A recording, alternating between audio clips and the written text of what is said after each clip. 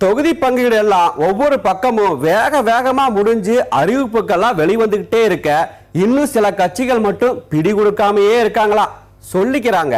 தலைவா, தொகுதி பங்கீடு பேசும்போது இந்தந்த தொகுதிகள் எங்களுக்கு ஓணும் அப்படின்னு சில கட்சிகள் உறுதியா இருக்கிறாங்களா, அதனால எண்ணிக்கையில மாற்றங்களும் இருக்குமா சொல்லிக்கிட்டாங்க.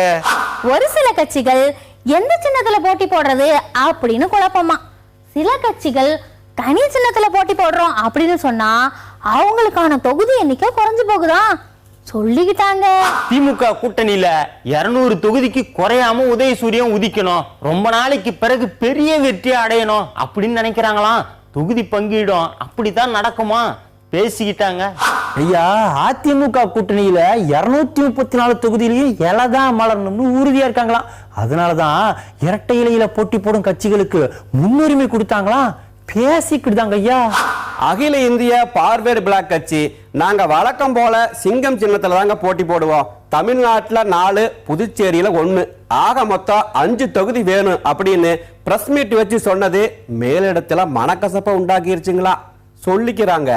இன்னொரு பக்கம் தலைவா, கூட்டணி பத்தி பேச குழு அமைச்சிருக்கிறோம், சின்னத்தை பத்தியும் தொகுதியை பத்தியும் இங்க தானே பேசினா வெளில போய் பேசினா நல்லாவா இருக்கும் அப்படின்னு எச்சரிக்கிற விதமா மேலிடத்துல பேசினாங்களா சொல்லிக்கிட்டாங்க. இந்த வாய்ப்பை பயன்படுத்திக்கிட்டு தான் நாங்களும் நீங்களும் இடதுசாரி கட்சி தானே, பேசாம எங்க கூட வந்து சேர்ந்துருங்க அப்படின்னு சொல்லி போட்டு சிங்கத்தை வலைவேசி பிடிக்க மானாக்கோணி தீவிர முயற்சியில இறங்குனாங்களாமா. பேச்சா கிடக்குது.